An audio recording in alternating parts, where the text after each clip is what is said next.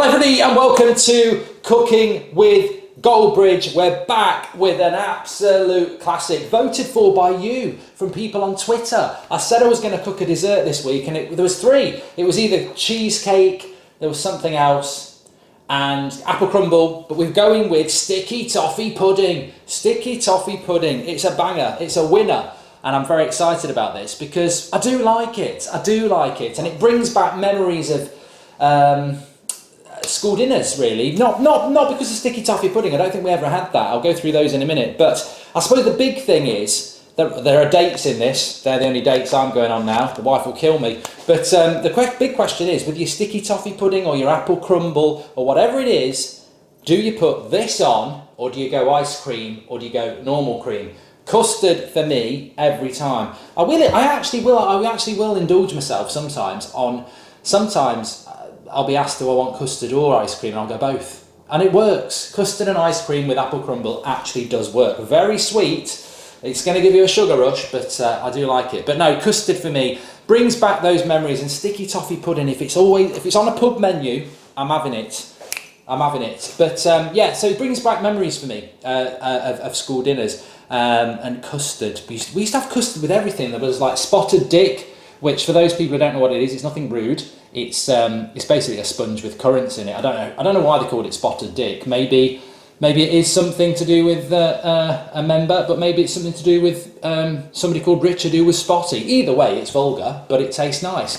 My favourite one was actually like a pastry base with jam and then cornflakes. I think it's called a cornflake tart. Don't really see them anymore. Absolutely delicious. We used to have like an apple strudel as well. But it would always, our school dinners used to get delivered because we were quite a small primary school, so it used to get delivered from a bigger secondary school, I think, and it always used to come in these metal trays, and you never really knew what you were getting. I mean, school in the sort of late 80s was not organised, so it wasn't like now. You know, as a parent myself, you get emails about what the kids are going to have 3 weeks in advance. We'd be stood there when the dinner van would turn up and go, "What's in there?" Then and you open up and it'd be like, "Oh, it's chips." But there'd always be this big vat of custard, and basically the way they used to turn one of the classrooms into a place to eat, and they'd have a double tables, and then the dinner lady would just have a line of everything. And when it was pudding time, she'd have this big vat of custard, and then there'd be the normal pudding there.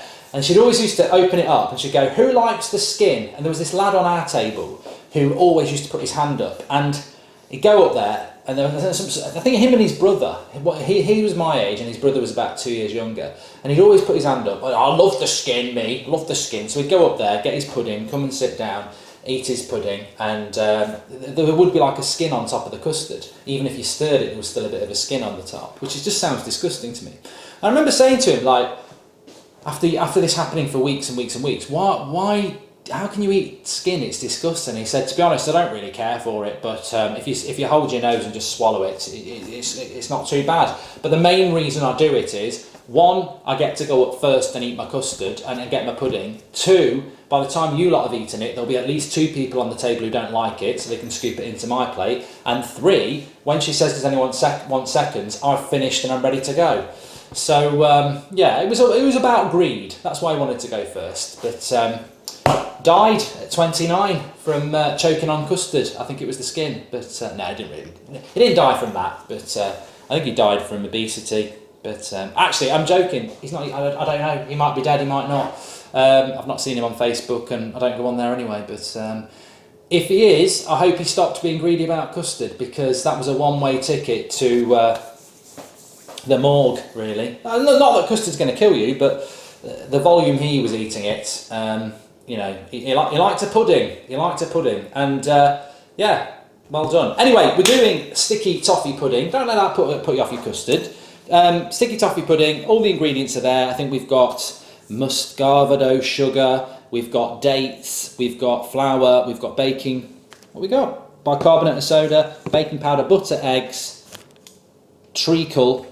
And that's going to make a banging sticky toffee pudding that you can all make. So let's move to the next stage. Right, this is challenging. It can be done, but it is challenging. So what I've done, the first bit, is 200 grams of the dates, and they've been chopped up with a knife, or you could do it with something behind there, which is a machine with a blade on it that goes round that cooks use. I don't think anybody else uses it. I can't see what point you'd have to put something in there and chop it up, but you can use a knife. So I've got 200 grams of the chopped dates, which I've chopped up. They're going to go in this bowl with 200 millilitres. What? Oh, it's already in the bowl. It's all right. 200 millilitres. I was like, what? It's evaporated. It's not even hot. It's March. So 200 millilitres of boiled water has gone into that bowl. I'm going to add in the 200 grams of chopped dates. This is all prepped. Splish splash, sounded like something else. Looks a bit like, no. And a teaspoon of bicarbonate of soda.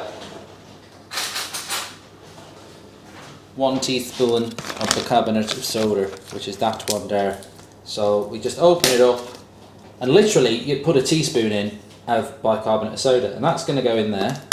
Now, I don't know whether I need to mix it, but I am going to mix it. And I think what this is going to do is probably just make all that dates nice and chewy. 10 minutes, that's going to get left. The next step is 75 grams of room temperature butter, which I've chopped and I put into a mixer over there. And we're going to put 2 teaspoons of black treacle in and cream it. We're making a sticky toffee pudding. We're not making any of those creams and pies and things like that. So that is a mixer. Basically, you can do it by hand, but we've got one, so I'm going to use it. And that lid goes down in a minute. And yeah, I'll figure that one out in a minute. With 2 teaspoons of treacle in, and we're just going to mix it into a cream it. They call it cream it, but basically we're going to mix it, and then we'll be adding eggs and everything like that in. That's that bit. I was going to skip this bit, but I thought actually, I think I skipped too much. I've got a very good story about old people and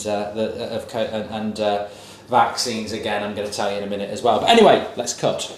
Hello, it's good to be back, Hello, I'm Sean Deitch and I'm making a sticky toffee pudding for Chris Wood and Tarkovsky because we beat Everton last week. They love a bit of sticky toffee pudding, and so does Everton, the Toffee men. But anyway, enough of that. I couldn't resist a bit of Sean Dyche because they beat Everton last week. Right, I'm just going to 9 inches by 9 inches. That doesn't look like 9 inches to me. If that's 9 inches, well, that looks about 4 to me, but apparently this is 9 inches. So we're going to grease that up with a bit of butter. I've got my oven on, 180 degrees. It's been on there for feels like 10 years, but it's preheated oven, which basically means just turn it on, 180 degrees, and get it ready. That's all greased up. When I say grease it up, I'm not talking about anything Harry Maguire did on holiday, and I'm not talking about John Travolta's film, which is actually underrated. There we go, that's all greased up. That's going in the oven with this mix. Now, what we did is, over there, that's my mixer, you can see the remnants of it. That's not a dirty protest, that's what the toffee pudding looks like. You can see it in there. So what we did is we had 75 grams of butter, 2 tablespoons of treacle, and I just put it in the mixer together until it created something which was looked creamy. Then I added in some of the muscovado sugar, 50 grams of that, mixed it again so it got quite grainy. Then I did 1 egg, mixed it again, another egg, mixed it again. Then I added the flour, which is gone, plain flour, 150 grams it was, and 2 teaspoons of baking powder. Mixed it again, and you end up with something like that, which is just, if I take a spoon of it, I mean, it looks like sticky toffee pudding. Some people would say it might look like something else, but they're just disgusting. Sticky toffee pudding is very nice. I nearly salivated into it then. I could eat that. I couldn't eat that. So what we've got to do is, 1 minute. Oh no, come back, it's here. This has been soaking for 10 minutes. This is my dates and my boiling water and my teaspoon of bicarbonate soda. I'm just going to give it a mix. This is the best bit. Give it a stir with a spoon, or a fork, as I call it. I call a fork a spoon, I don't really. That goes into here. God, that does sound like something, doesn't it? And I'm making so much mess, I'm going to be in trouble. And then I'm just going to bind this all together with all the liquids, with that mix. Give it a bit of a beat so that it all binds together. and we're going to drop it in there, and then we're going to pop it in the oven for 30 to 35 minutes. And basically what chefs will say is, cook it until a clean spoon comes out of it. Not a spoon. Basically what you're going to do is you're going to cook it for 30 to 35 minutes in there, and what will happen is you test it by basically, chefs have like a prodder. You do it with meat as well, but it works really well with cakes when you're baking a sponge. What you want to do is stick something in it like a knife all the way down to the bottom. If you take it out and it comes out clean, that means it's cooked. If you take it out and it comes out with bits on it, then it's not quite cooked. So that's looking good.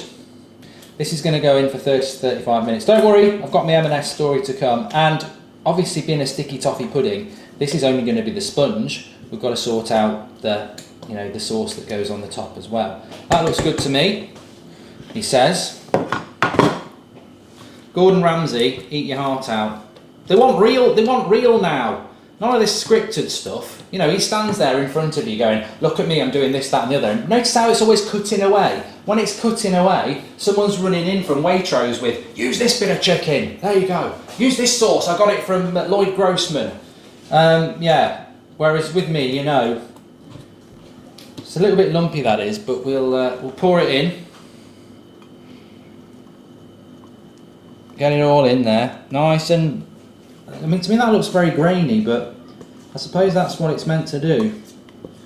Stick it on your spoon, stick it on your tin, stick it on your pancakes, stick it thick or thin. So yeah, I was in Gangster Granny, I'm going to call them. You know, they're getting worse, they are getting worse. You know, there's all these gangs, traditional gangs, there's like postcode gangs in the inner city areas and everything. NG12 massive, if you know, you know. We weren't massive, we were rural, and as I said, the only thing we had to be scared of wasn't knives and guns, it was nettles and barbed wire on a nice country ramble. But yeah, I am from a rural upbringing.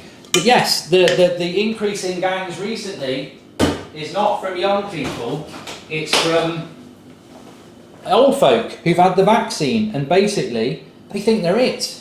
So I had a story, I probably told it on Cooking with Goldbridge before. That's in. I probably told it on Cooking with Goldbridge before. Wish I had a wipe to wipe down like a proper chef. About a year ago, just before we went into lockdown, I went up to Marks and Spencer's to probably get some food because I like M&S food, probably a sandwich or a meal deal or something. And it was rammed with old people. They had a sale on it. It was literally the middle of March, just before we went on lockdown. I remember coming home and I probably had a moan on going for Goldbridge about it. I'm like, there is a virus ripping through the world that really is taking out old people, and it's a, you know, and they're all out buying a bloody cardigan for next winter that they might not see. That sounds harsh, but it's probably true. Now, a year later, it's getting better because they've had the vaccine. They're hopefully not going to die anymore, which is the main thing. But they've had the vaccine, a lot of us haven't, and they're out there. They may as well put little handkerchiefs in their back pocket like gang members, and instead their handkerchiefs have probably got snotties on it because old people actually use handkerchiefs to wipe their nose. Gangster Granny and Gangster Grandad, I suppose. But I went up to Marks and Spencer's last week because it was Mother's Day, and I went to get like a nice meal for Mother's Day. And I went in on the Friday, and they had queues outside for M&S, and I'm like, what's going on here then? And then the woman comes out and says, anyone here for the food? And I went, yeah. So I bypassed the queue. Some old dear goes like that. I said, I'm not queuing up for what you are, I want food. She starts trying to cough on me. I was like, get away, get back, stay back. And remember that from my police training. And I walked in and I said to this woman who worked at M&S, because you have to walk through the main shop, I was like, bloody hell, it's like an old person saving Private Ryan. There's bodies and limbs everywhere. I didn't mean like they were dead, I just meant there was a lot of people and I couldn't think of anything funny to say. I always like to try and, you know, lighten the mood. And she said, yeah, they're all in for the clothes look. And I was like, what? And it was rammed. The clothes bit, as I walked through, it was rammed. I felt like a bloody lamb running through a wolf den. Like, they were just everywhere, all these old people. And I was like, bloody hell, what's going on here then? So I get through to the food bit, and I said to her, look, why is that? She says, well, we sell food here, so we are allowed to open up the other bit. So M&S are selling their bloody clothes to old people, and they're all back out again. All back out again buying clothes. And the best thing is, they're slowing down the vaccine thing now, but holiday companies like P&O and all these cruisers, they're saying you can't go on holiday unless you've had the second, well, there's rumours, but you can't go on holiday unless you've had the second vaccine. I ain't even had the bloody first one. Who's going to have the second vaccine by, because the way they're doing the vaccine in the UK, I'm getting very animated because it's pissing me off. The way they're doing the vaccine in the UK is that you have first jab and then you have the second jab, but it takes a few months because they want to get loads of people first jabbed.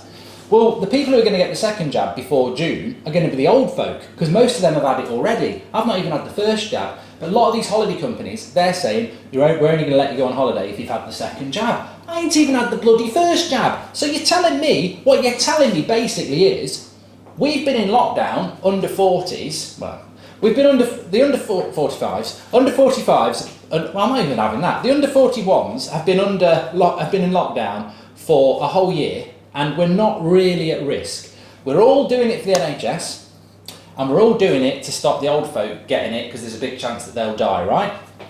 So we stayed in for a year, for all of them lot. They get the vaccine first. We don't go on holiday this year. They do. It's ageism. Somebody's got to say it. It's ageism. The old people, look, I'm more than happy to look after them. I know a lot of old people. Some of them are family members. But when they're sending me Instagram pics in the summer because they're in the south of France or they're on a bloody cruise in the Caribbean, whilst I'm sat walking down the local park. I mean, I've walked around that local park so many times. I know the ducks. I know who's pregnant. I know what the kids are called. You know, me and the ducks, they may as well move in. I've met them so much over the last year, but yeah, it's just. I mean, in a way, it's nice for the old folk, isn't it? You've got to say that. It is nice for them. And of course, on a serious note, it's nice that they're not going to die.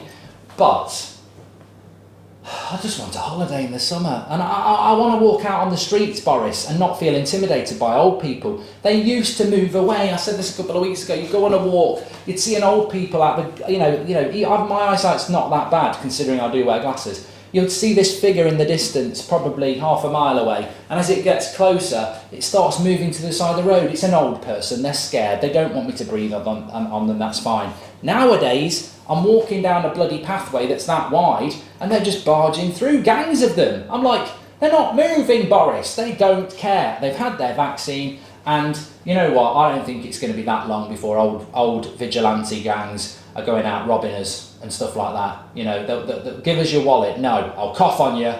But I digress a little bit, but I just want to go on holiday. I just want to get away. And they're mocking us. They don't mean to. I mean, Doris and Doreen across the road, and you know, Brenda and Carol and all these people that live around. They're always women, because the men pop off early, as we know.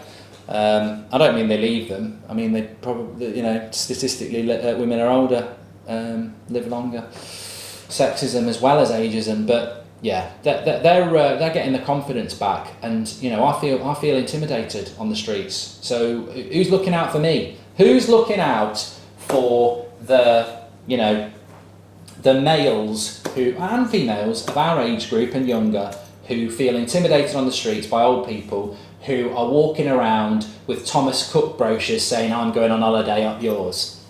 I don't know. Hello everybody! I feel like I'm a wrestler, but I haven't got a belt. I've got oven gloves. We're back. We're about to take it out of the oven. I'll tell you what, I've got to say, a big shout out to Nigella Lawson. Actually, this is her recipe that I've used for this cooking with Goldbridge, because it's my favourite recipe of sticky toffee pudding, but it's the first time I've actually tried to do it. And I'm very, very, very excited. It's been a bit of a challenge, but first of all, I just want to say, this is the sticky toffee sauce that's going to go on the top. So, put it on there. You're going to get some of that in a minute. But basically, what we did with this is, I can just show you a little bit of what it looks like. Beautiful. Beautiful. Smells like sticky toffee pudding sauce as well, which is helpful when you're making a sticky toffee pudding. But basically what we did with that was 150 grams of unsalted butter on a very low heat in a pan like this, with 300 grams of the muscovado sugar and a tablespoon of the black treacle. Put it in there on a low heat, mix it together until it's all melted, and then add 200 millilitres of whole cream, double cream. Put that in. mix it, and then put it up to a higher heat until it starts bubbling and it's hot, and then take it off the pan and put that on there, and that creates your sauce, which we're going to put on the top of this. It's the moment of truth. Come on then, turn the oven off. Don't keep that on. Don't keep me in suspense. Here we go. That's looking nigh on perfection. Look at that. Perfect height. Perfect height. Right, let's see. I've got this nice clean bit of metal. You can go over there. Nice clean bit of metal. Let's pop it in. And if it comes out clean, clean as a whistle. Whistles aren't actually clean though. People blow in them. There'll be all sorts of germs in it. I wouldn't blow on a whistle at the moment with COVID about if someone else had blown. That's perfect. So what we're going to do now is we're going to pour. I'm going to pierce holes into this.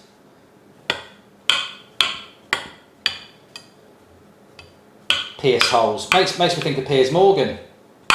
Who, you know what? Did you see that on GMTV this week? I know he's left, but they had that girl, I forget her name, who used to be on EastEnders. She was doing an interview on a Zoom call, and she just put a laptop down. She was like, I'm not doing this.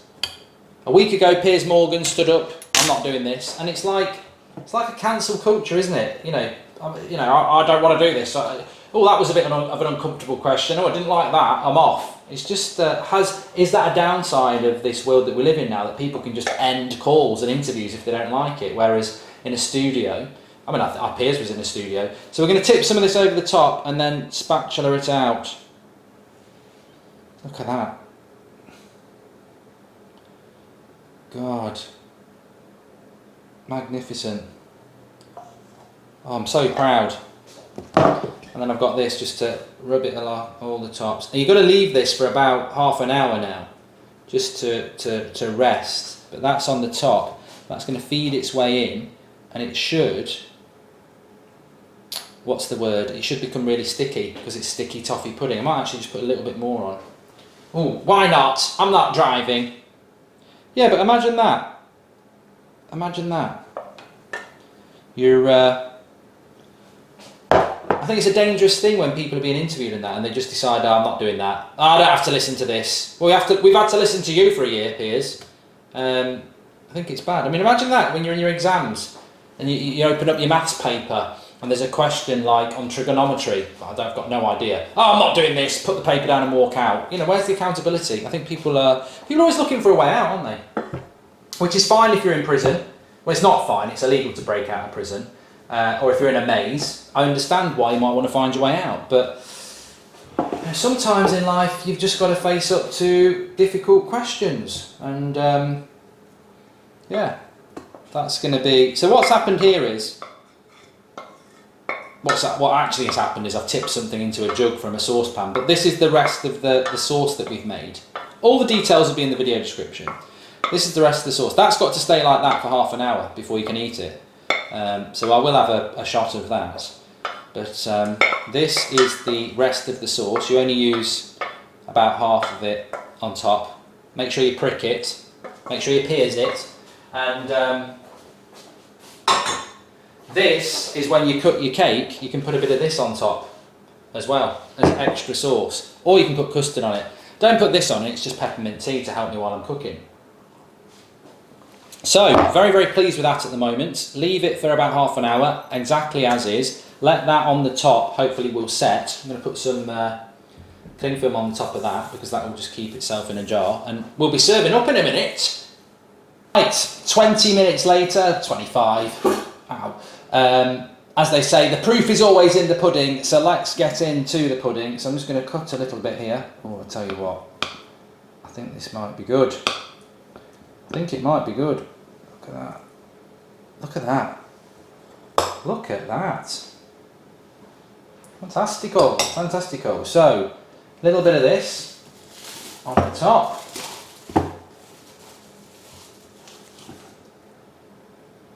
There's a sauce. Oh yes. Oh yes. That'll do. Taste the black treacle in it, which is always good because that's in it. A little bit of cream on the top as well. Now for the taste test.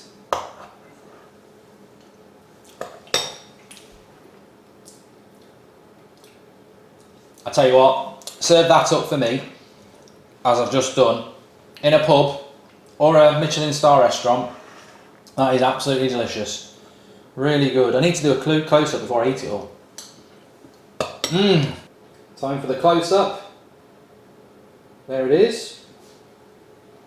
And there's the pudding itself. Spoon still in there. I'm going back in for more. Well, that's the close-up. That's it. I'm very proud of that. Very proud of that. Thanks everyone for saying sticky toffee pudding. I'm sure we'll do desserts in the future, but that was delightful. I'd say angel delightful, but that's something completely different. Make sure you smash a like on the video, subscribe bottom right hand corner. Thanks everybody for watching, and we'll be back next week. And remember, all the details are in the link are in the video description. Nigella Lawson, thank you very much. Lovely, lovely stuff, and she does lovely stuff cooking. Thanks for watching. Speak to you later.